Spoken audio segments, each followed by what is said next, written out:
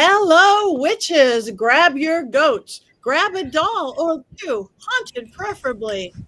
Grab a microphone and get some glitter on because it is time for the Witches Movie Coven. Yes, indeed. Witches talking about witches, well, sort of, in movies. This week we are doing K-pop Demon Hunter. We have all watched it and we hope that you have too. My name is Patty Negri. I am one of your hosts. I'm honored to be here. You might know me from my school, University Magicus, from my podcast, The Witching Hour, from my networking Paraflix streaming service, or from Ghost Adventures and shows all over the place, or just from my goats and my dolls, or my girl Belle, which is upstairs now. But yet I ramble, so I'm going to pass this on to my other co-host. Let's start with Richard Lale. That's me. I'm right there. Richard Lale is one name, not two. If I were just Richard, I'd be eight. I am known as the Gentleman Psychic. You may know me also from Ghost Adventures or from University Magicus, or you may know me from, I don't know. I'm really easy to find. But speaking of easy to find, if you are here and you're watching this, don't forget to hit the like and subscribe. It really helps us out in the algorithms. You could follow us too. Also, I wanted to show something that Heather sent me. This is Lilith, and I just love her. She's from the early 1900s, and she was found in the Appalachian Mountains, and she has been preserved. She was losing all of her 120-year-old stuffing, and she is happy to be home. Thank you. I love her. Beautiful. And while I didn't introduce, this is my French floozy from Heather as well, because she is our doll goddess. Oh no, don't lose your hat, baby. Don't lose your top. Don't lose your hat. But she's the cutest girl I've ever seen in my life, and she's me. She's a French floozy. Ah. Okay, moving on. Jason. I am Jason Mankey. You have not seen me on Ghost Adventures, but you might have seen me at your local bookstore. I am a 10-time Llewellyn author. This is my latest book, High Priest, a biography of Raymond Buckland. I don't have any haunted dolls. All I have are giant action figures that sort of remind me of my childhood, which is haunting in its own way. Okay, Heather. He does not have any dolls yet. I'd like to just add that in. Tack that onto the bio. That's a threat. That's a threat. Not necessarily. I am Heather Green, and I am the author, and I didn't grab my book, of Lights, Camera, Witchcraft. It's a critical history of witches in American film and television. It's the definitive guide to all things witchy in movies. And I am also an editor at Llewellyn Worldwide, where some wonderful authors write for, like Jason and Patty and others. And I am also a journalist, and I cover all things occult and witchy in media when I get the chance. So you can find me on the socials. You might know me from there, and just from general being around the pagan community and attending stuff, and this wonderful podcast that we do every week. This Coven meeting, I should say. It's our Coven, yes. Now, unfortunately, beautiful Courtney cannot be with us. She is not feeling well. She hurt herself. So send her lots of good love and witchy wishes. And in placement of her, we have our regular fill-in, the beautiful, wonderful Tabitha Meadows. Take it away. Thank you very much, Patty. I am Tabitha Meadows. I am a medium and psychic, and I have come here to dance my way with the Coven tonight. Thank you for having me again. Thank you.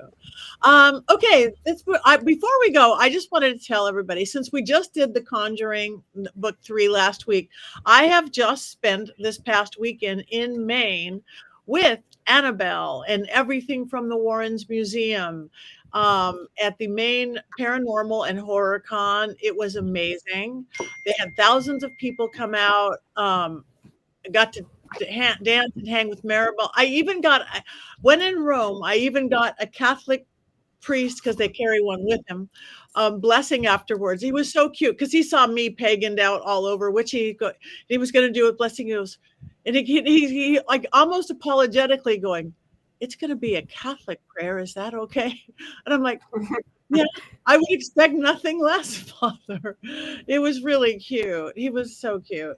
But I was with our friend Haley from Scared Me Paranormal Princess.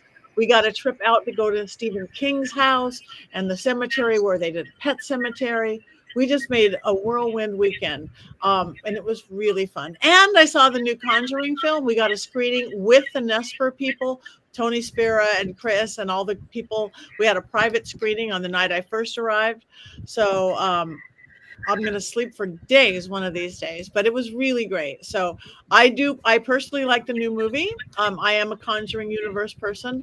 I'm sure that the Coven's going to tear it apart one of these days, but I like it. Yeah. Anyway, so this week's movie, brand new movie, K-pop Demon Hunters. Hopefully you guys all watched it. But in case you didn't, Richard Lale, do you have your beautiful, always unbiased synopsis of this film? Wednesday night is my favorite night of the week.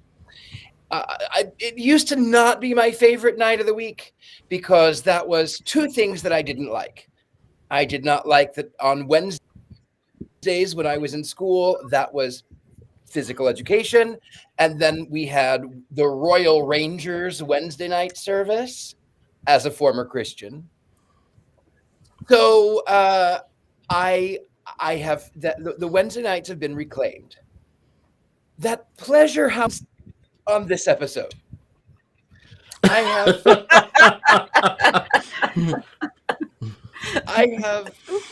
have mulled over how I can, in a concise, unbiased, and culturally sensitive approach, speak of this film.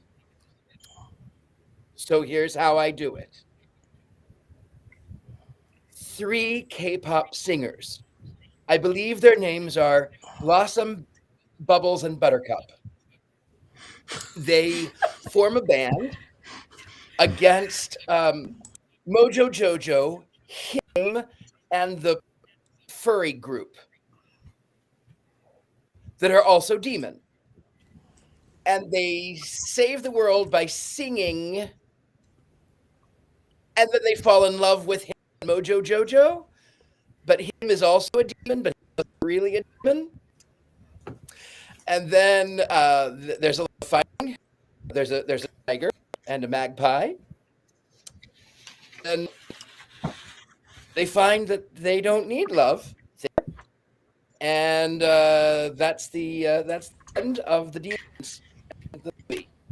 And that's what I have for you.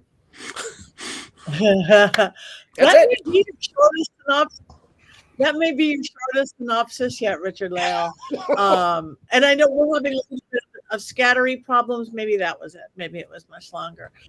So now we've got a clear picture. I don't even know if we need Heather's 5. No, maybe we do.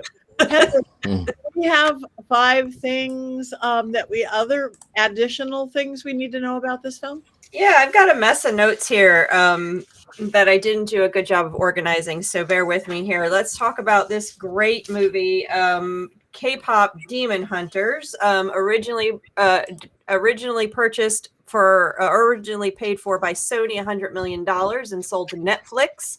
A little bit of shenanigans there. Sony lost out because this has become a very successful film. It was imagined by and directed by Maggie Kang, I believe, if I could read my handwriting. She's Canadian, but she does have Korean roots, and she wanted to create a film that had the flavor and feeling of her cultural heritage, and that is where this begins. It was co-directed by Chris Abel-Hans. Both of them were on movies like Puss in Boots and Rise of the Guardians. She did work on Kung Fu Panda, so they have a background in animated films, both of them.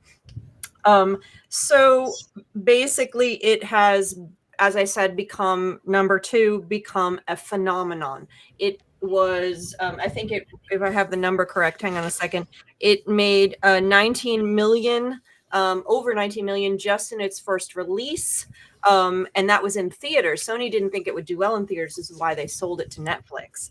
I think it did the best of any Netflix movie first release. Mm-hmm. It's also been on the #1 movie on Netflix, airing on Netflix for 7 weeks, which I believe is a record. A couple other things with this film notable is that it is the second most watched Netflix movie, which is right behind Red Notice. I don't know if anybody saw Red Notice. I did not, but it is quickly gaining on that film. And they expect it will overtake it, being the #1 Netflix film seen. It is also smashing records at the box office. The billboards, the music, the sound. People love it. They're singing it. There's TikTok dances. And right after this episode, I'm going to go practice. And the Golden Song has hit #1 top charts across the board, also making the Billboard Hot 100, hitting #1. And the interesting thing about that, it is the first K-pop song ever to hit #1 on the Billboard 100. And it is not even a real human K-pop group. It is also the first girl group to hit #1 on that same chart since Destiny's Child. And if you do not know who Destiny's Child is, just say my name, say my name. So Heather. that is some interesting stuff about the records of that. Now, most of the cast members you probably do not recognize their names necessarily, but they have been in a lot of things. I'm going to just pull a few out. There were actresses, and then there were singers. So the people that did the voice of the acting were not singing as well. And I'd like to pull, and they're phenomenal singers here. So I'm going to mention one particular that I needed to bring out. Is that Celine. So for example, I'll just name some of them. So Rumi was played by Arden Cho. The singer is EJAE. I don't know how she pronounces it. Mira was Mei Hong. Singer is Audrey Una, and that goes on like that. And these are all mostly accomplished actors and singers. And one I'd like to bring out, as I said, Celine, the character of Celine. The singer was Lea Salonga, and I think that's an interesting little note for those Broadway fans here. If you know Lea Salonga, she's known for Miss Saigon, and if I think about it too long, I'll start to cry. It's a beautiful musical done by the guys that did Les Mis. She was also Aladdin, the singing voices in Aladdin, Disney's original, and she also did many other things. She was the witch in Into the Woods. She was in so many musicals. She's top-notch Broadway star. Bobby was played by Ken Jeong.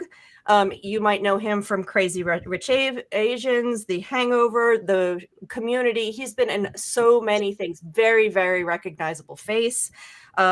Healer Han, Daniel Do Kim. You may recognize his face as well. He's been in a ton of things. Lost, Hellboy, Insurgent, and the remake of Hawaii Five-0. So you've seen him around as well. The narrator was Lisa Kashi.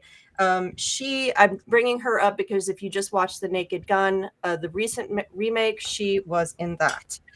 So that's really kind of the interesting. It's got a very talented, well-versed cast. Most of them do have some Korean heritage in their lives, whether they were born there or from the heritage.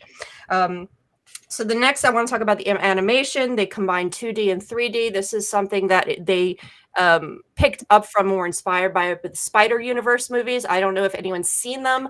If you have not seen any of the two, and then the upcoming one, and I think in 27, if you have not seen Spider-Verse Universe movies, you need to see them. They are absolutely phenomenal. Artistry with animation is second to none. They mix all kinds of animation. In this case, you're finding the 3D animation, the typical more glossy, and then you hit the more anime style, manga style animation with the chibi kind of look where the faces get bigger and fatter and stuff. That's why I have these little guys here as inspiration for us tonight. It's the big heads, little bodies. Comes from Japan. It's a style. They've brought that there. So that is that. Now, the last thing I want to talk about is the Korean influence, which was a piece that they really wanted to bring out here, that the director was really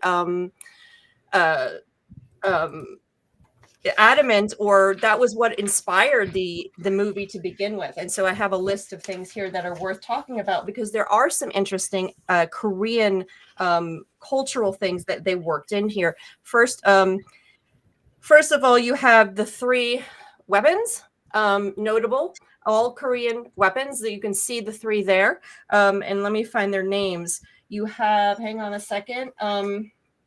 Here they are. And I'm going to say the words wrong. Seingim, which is the traditional Korean military sword, which is that front one held by Rumi. Then you have a gokdo pole arm. I'm butchering how these are pronounced. That's the one held by Mira on the side to my left.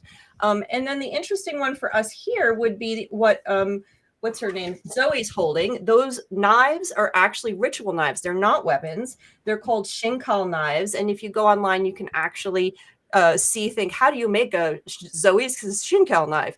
So they are ritual weapons that were used for protection and in Korean shamanism. So that's an interesting piece. And of course, Korean shamanism comes out in a number of other ways that is shown. And I read some articles by Koreans about this movie to check on things. But the tree and the time when they go to the tree, that's definitely representative of a place that's very sacred and has a mystical stories about it.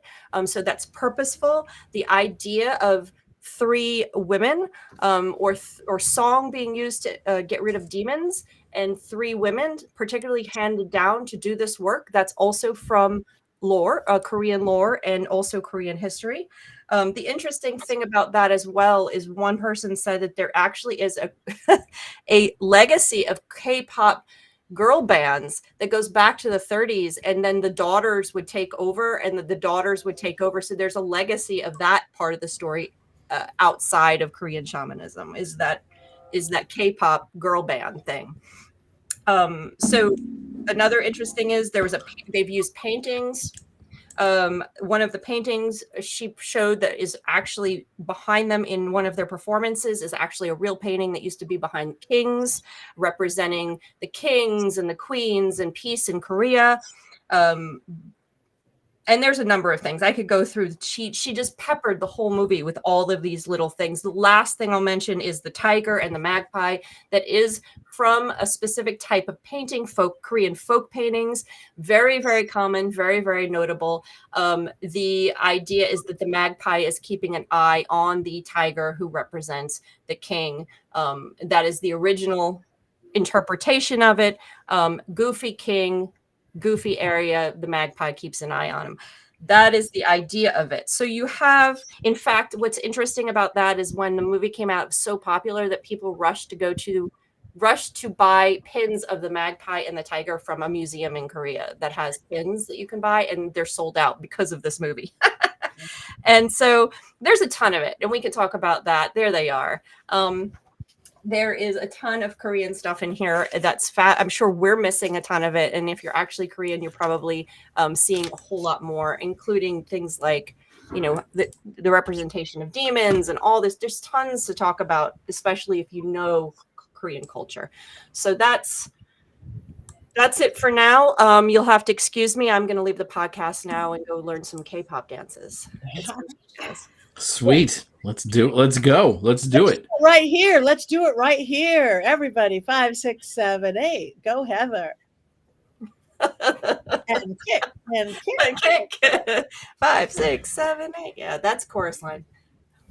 They have very long legs, those K-pop dancers. Holy crap, they do. They do. It was like, yeah. They thought Barbie had an odd body. All right. Who wants to start? No. I think Tabitha wants to start. Tabitha does. I can see it in her face. Okay, so I don't think I was ready to start, but I have to get ready to start, right? You have to be ready. You have to be ready to lights on. Show starts. So start off. I liked Rumi as a name. It was Rumi was a 13th century poet and Sufi mystic. So I thought that was kind of cool that they brought that name into the mix with this movie. There's a lot of things that touched me, and that goes back to like last week's movie about dealing with your own crap. But this week, though, I think some of the things that were put on the people or characters in this movie, like shame, seem to come from more of an ancestral background, and none of us can help where we're born of. She's part demon and part human, and that wasn't a choice that she had, but the choice that she did have as her character progresses is how to use her powers. And I thought it was pretty cool that instead of choosing one side or the other, that she decided to embrace both the whoa, the dark the dark parts and the light in her. And I feel like it was kind of set up when they went to the doctor at the beginning, because the doctor said something pretty profound, I think. So in order to heal a part of ourselves, we must look at the whole of yourself. Focusing on one part leads to ignoring other parts, and that leads to separation. And I think a lot of times that we do focus too much on, and these are my opinions, you guys, focus too much on the light, or focus too much on the dark. But again, demonizing something that's a human quality. We all have both dark and light. I don't think is fair. I think we need to own those parts of ourselves instead of again calling them something else. It is very much a part of yourself. So and I did like that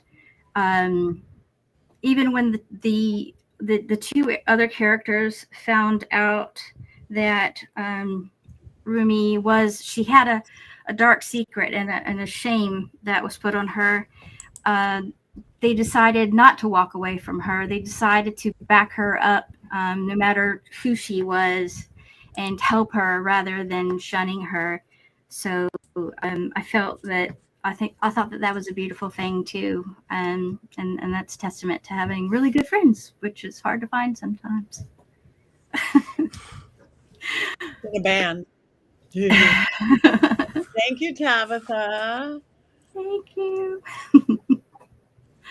I wanted to let Tabitha start because I wanted to start off nice, because I don't hate this movie like Richard Lale I think might hate this movie, but I was sort of entertained while I was watching it, but I have so many questions because so many things did not make sense to me at all. Like, how do you become a demon in this world?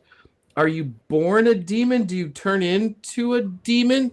The demons suck the souls out of humans, so there's something there, but this girl is half a demon?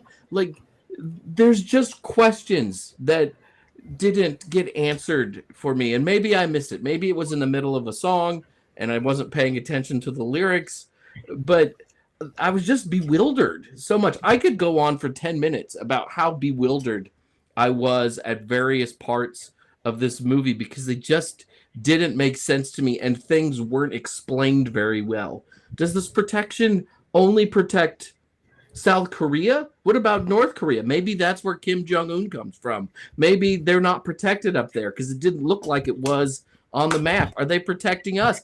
I don't know. These questions were never answered to my satisfaction. Or I don't think they were attempted to even be answered. And I can still go on. I can go on further with these questions. How does time work in this world? How does booking stadiums work in this world? Well, we've just played at an award show. In 3 hours, we'll be going live at midnight in a giant stadium, and you all can come. What the heck? That's not how time works. That's not how concerts work.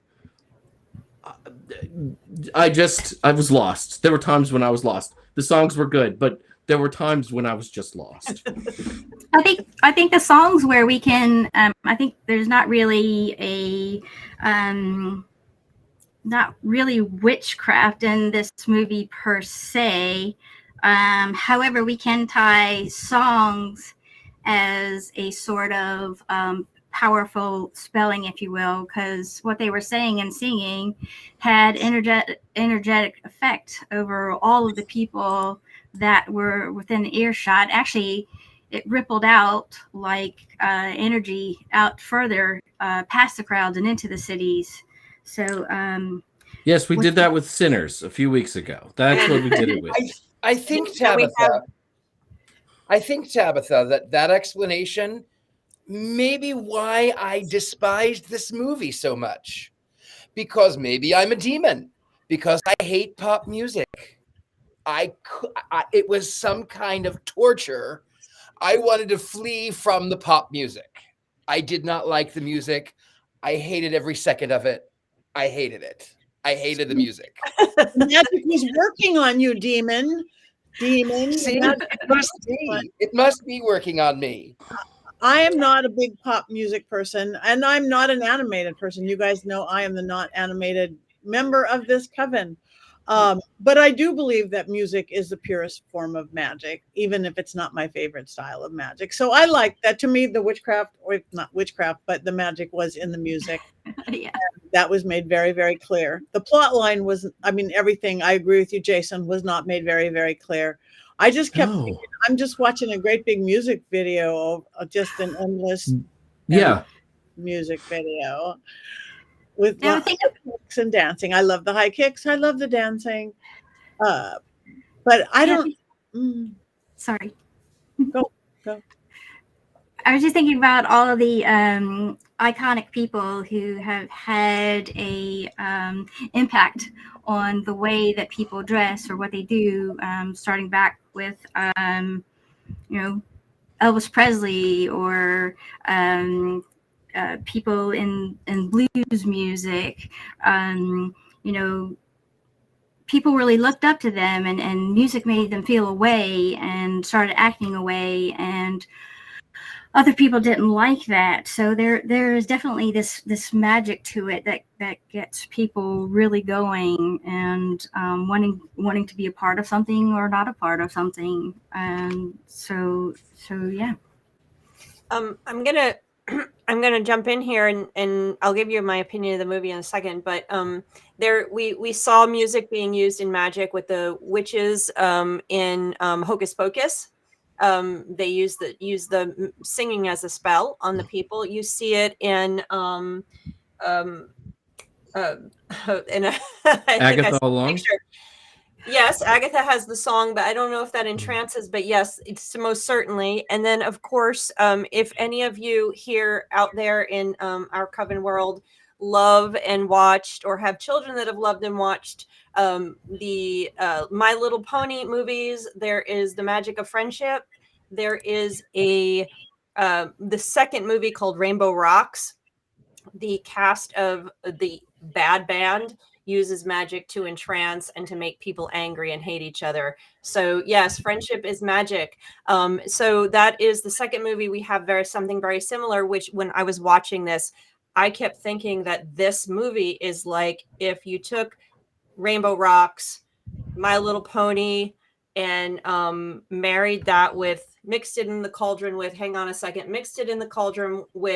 Buffy the Vampire Slayer, and then sprinkled in a little bit of 2025 teen culture, you wind up with this movie, because that really has some of the same feels. You get that Buffy the Vampire, teenage killing, Second Life. There's Rainbow Rocks. That's the bad band. They're the ones who sing the song that does the bad stuff. Yes, I've seen the movie. So now we can quickly jump to what I think about this movie. I am admittedly a sucker for any animated film that has bands in it. So like when I was a kid, my favorite cartoon was Josie and the Pussycats. I'm just going to own that right now. You guys has anyone here seen Josie and the Pussycats?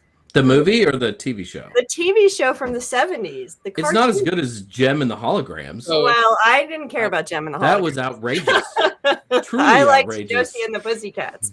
And anyway, so this, and then, you know, of course, I did like that My Little Pony episode TV movie, and movies in general. If they have some kind of girls singing music on stage dancing, I'm gonna like it. So yes, I like this movie. There's Josie and the Pussycats. There they are.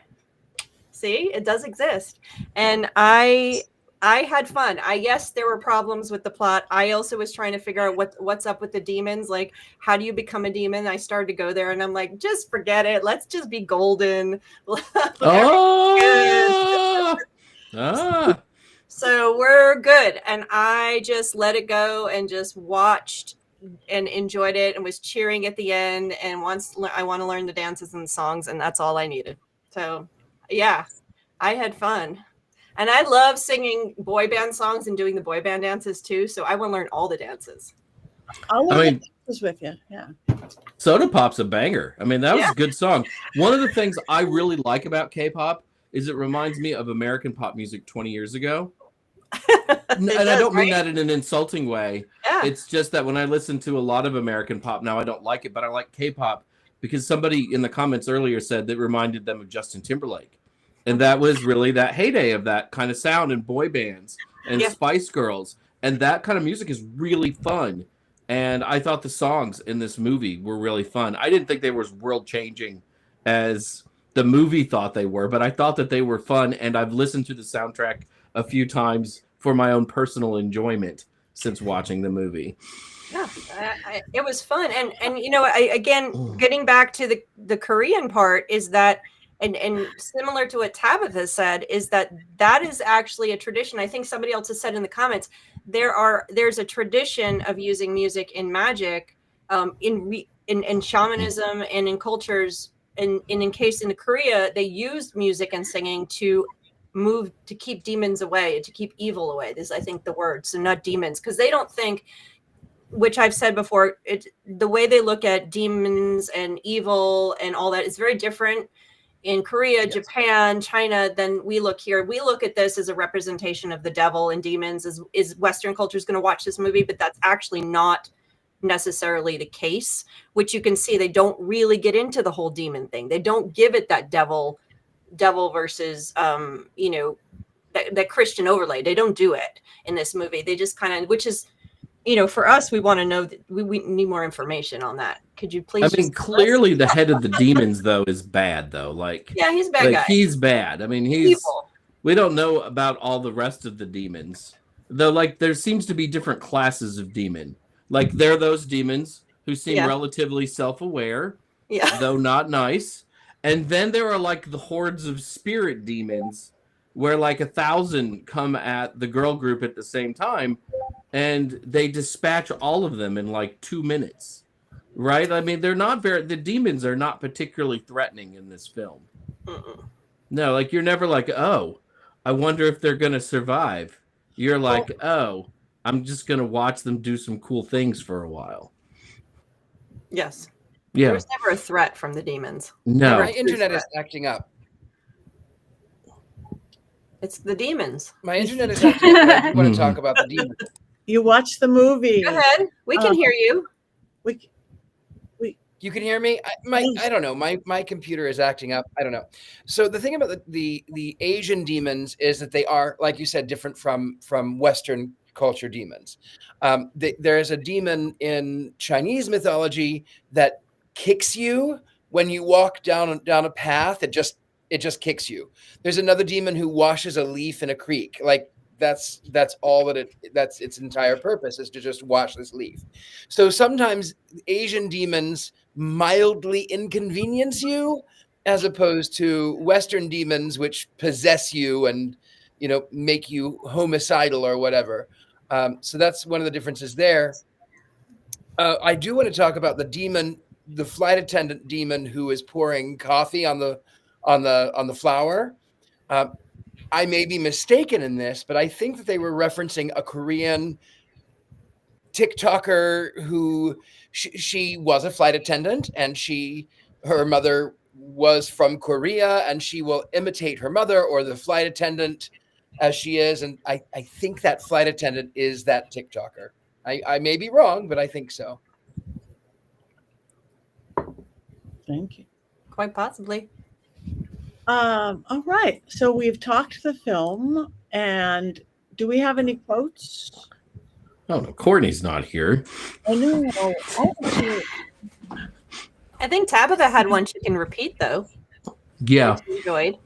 It wasn't an exact quote, but it was the in order to heal a part, we must look at the whole, and focusing on one part leads to ignoring other parts and being separated. There was another thing I think.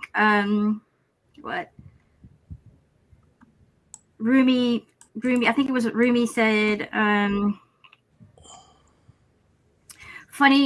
funny thing about hope, no one else gets to decide if you feel it, and I thought that was pretty. That choice belongs to you. When Yeah, you feel it. yeah. When you feel I thought it. that was a very important thing that was said as well. Yeah. I can bring up one other thing if you guys don't mind before we get to Jason's wonderful minute.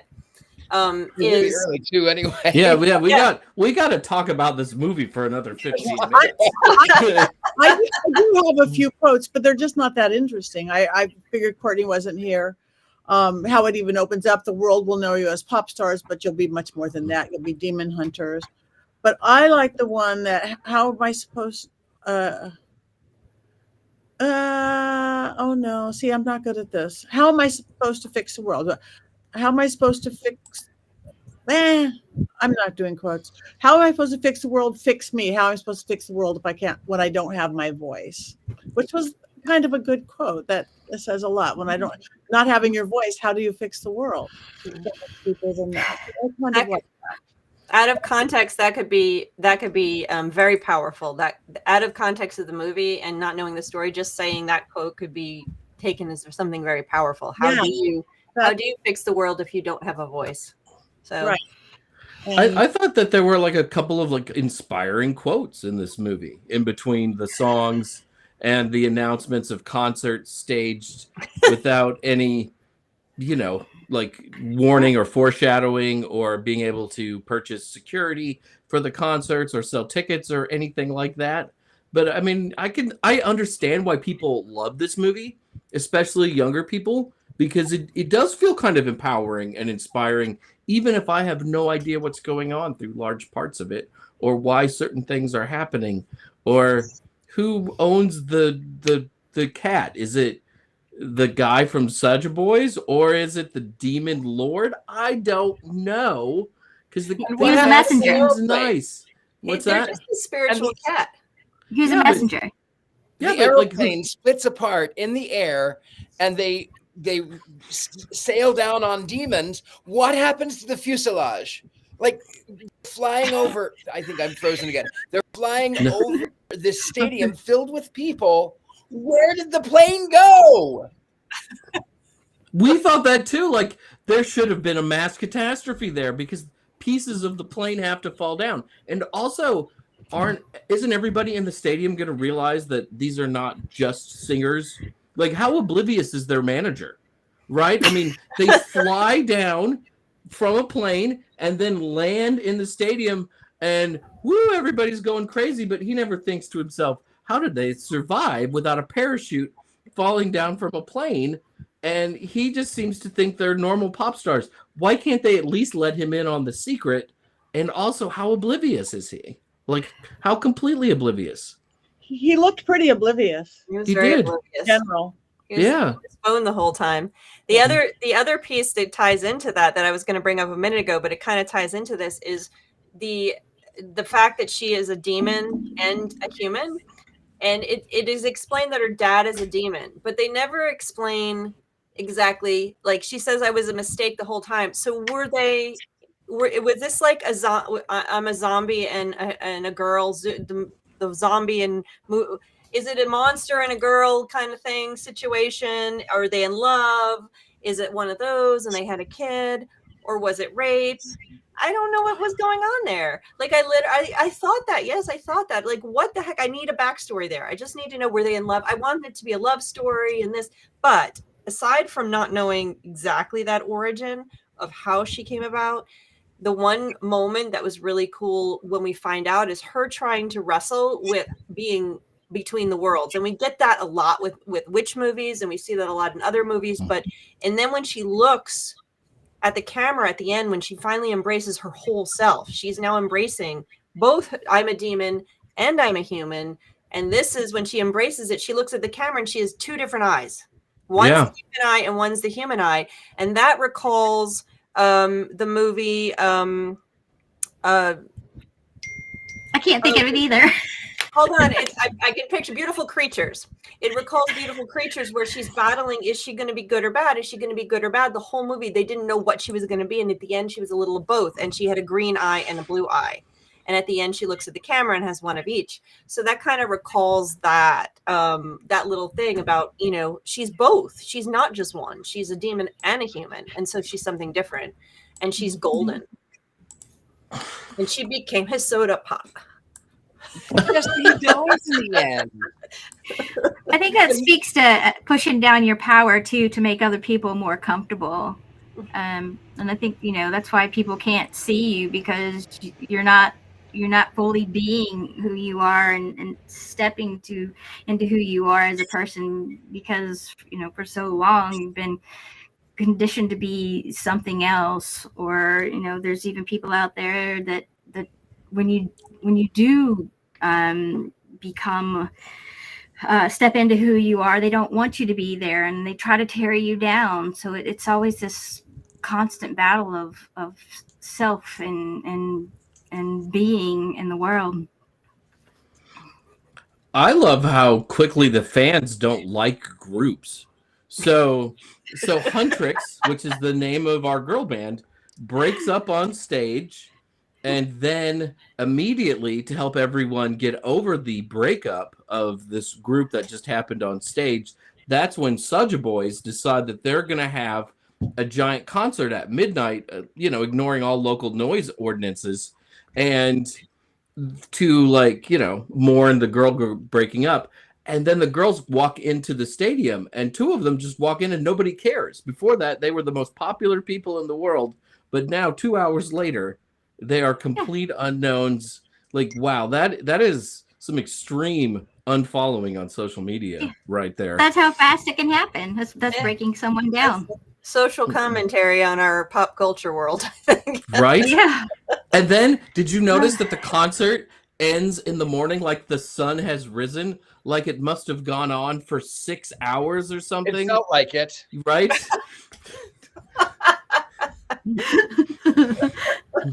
I thought the movie felt like 30 minutes to me. I felt like a TV show because I was so into it, and I was all about it, and I immediately went to look up the dances and stuff. Sorry, Richard Lale, you and I are at opposite ends of the spectrum on this one. I suspect we are not going to be enjoying any animated pop stuff. You will not come watch Rainbow Rocks for my birthday with me, will you? I love you. I love you too. It's just a different kind of musical, right? Exactly. Uh-oh. I'm hearing sound. At the end, the romantic figure dies. Yeah. Yes. I don't know. He does. At the end, the romantic figure dies. Yes. And then she's just okay with losing the love of her life. She just like moves on. I don't think like, I just lost the love of my life. Okay, let me sing a song about it. In fairness, she only knew him for, I think, about 36 hours, because that is the rise and fall of K-pop in this world, right? Yeah. I don't think it was the love of her life. I think she was just attracted to him, and then speaking to him and reaching out to him reduced the demon marks and made her be able to sing again. So I don't know that it was the love of her life, but yeah, she kind of.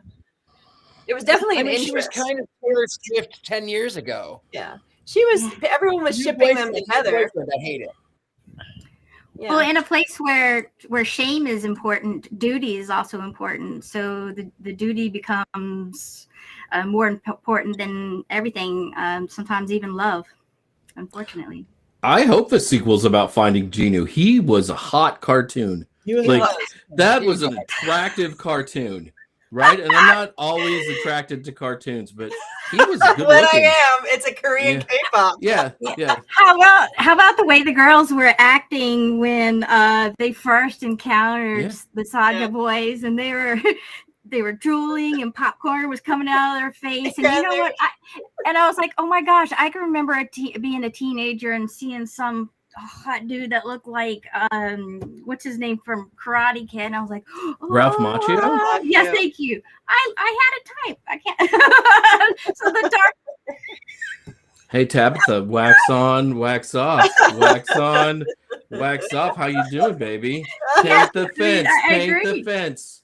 The dark haired character Oh. in this movie, you know, I was like, ooh, same thing. You know, he was hot. Yeah. Apparently, there's an actor that some people say he was designed after, and I can't his name slips me, but if they did it because they were talking about how some people are wanting a live action remake, which I really hope they don't do, but they say he needs to play the character because he looks exactly like him, and I can't think of his name right now. But yeah, there's gonna be a sequel, and so that's gonna be really interesting what they do with it. Maybe they'll explain some of the stuff that got left out this first time. I don't know. I don't think they will. You know, I don't care if they do, honestly, but you know, it would be interesting. Some backstory would be nice, maybe. Yeah. Maybe the demon's really not bad. Maybe he's only misunderstood. Right. No, I'm pretty sure he's bad.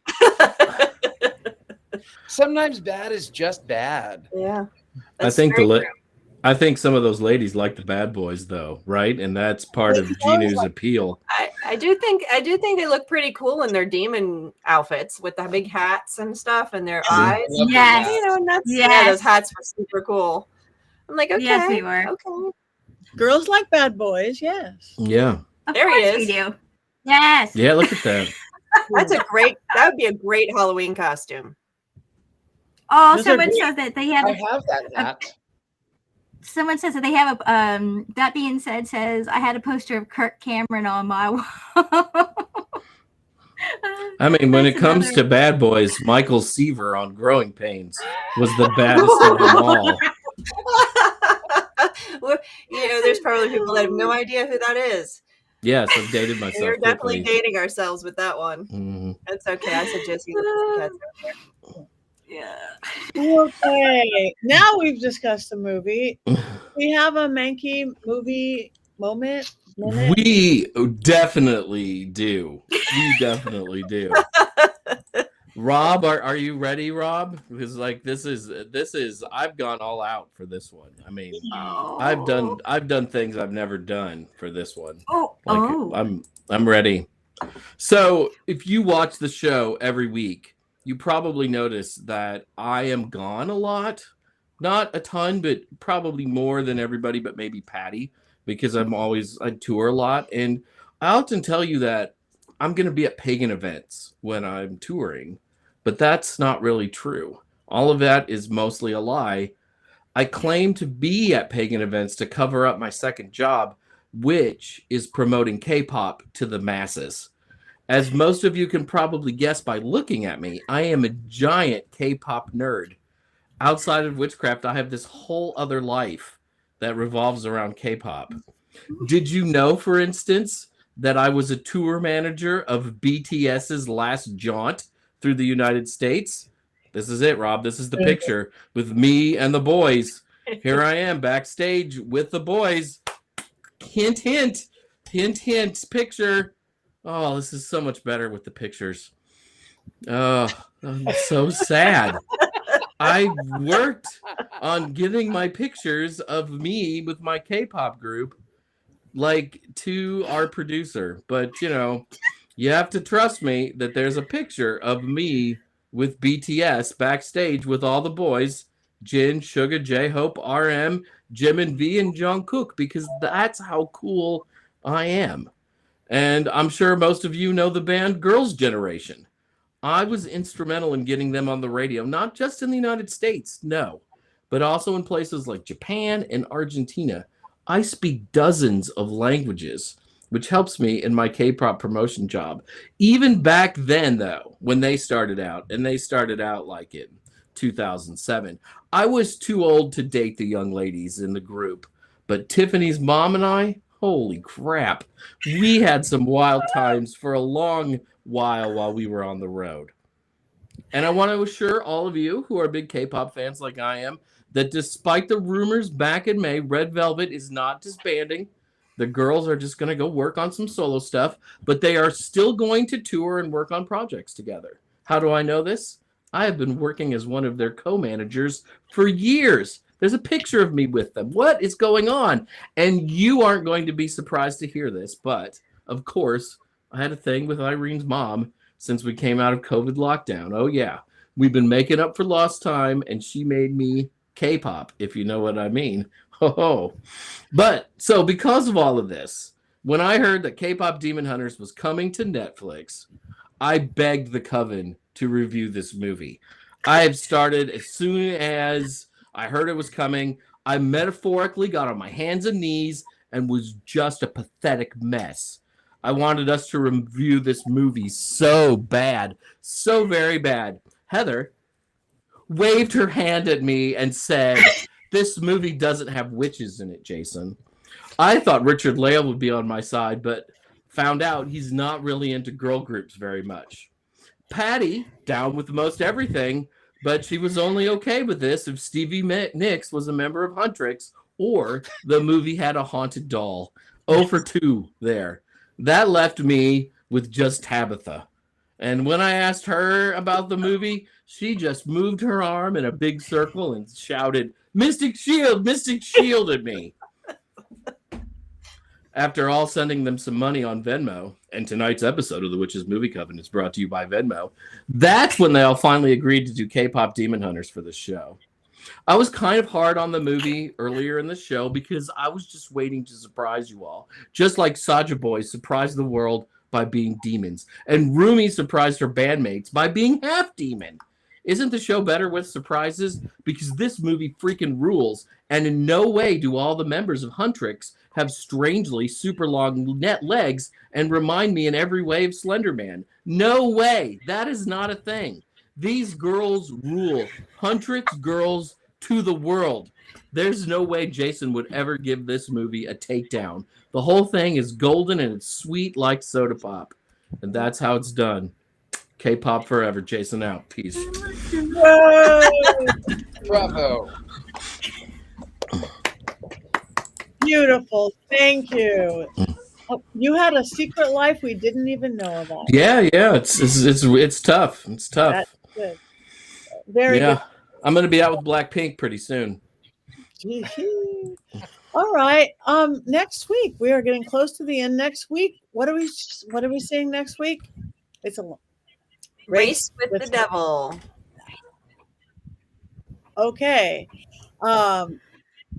Race. I don't know anything about it, so I Loretta Swit from MASH. Oh, I love Loretta Swit. You'll really love her in this one, but I think there's a dog. So, or is it a cat?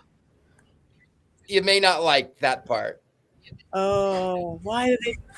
Oh, Yeah. All right. Well, I'll close my eyes on that part because I love Loretta Swit. I sat next to her. I used to do her. I used to. That sounds funny. Didn't mean it like that. You used to impersonate her. I used to. I mean, she was hot lips. Person ever. There's a big aircraft carrier in San Diego that we would do shows on. We would do big variety shows. I did okay as her. I have the whole outfit, and we had a perfect everybody else. So I blended right in with everybody else. So I've been doing her for a long time, and I got to sit next to her at a party years ago now in West Hollywood. I just kept trying to get closer and closer to her, but I didn't like pull out my camera and see if I could, or do I look like you, or I do you, or I didn't do any of those things. I will watch this movie. Yeah, I can. But anyway, I love her. stuff. That's it. Well, this movie coming up has satanic witchcraft. It has a state of the art 1970 something RV. So it's all of the fabulous clothes. It's got some guns. It's got some hooded figures. It's something. It's going to be fun. And It's no Josie and the Pussycats, but it is definitely something fun. Nothing is Josie and the Pussycats. Let's be honest. All right. Josie and the Pussycats movie from a few years ago is banging. That's a good movie. It's a really good movie. So before we go on with what we're doing, it is time to vote. Wands up, wands down.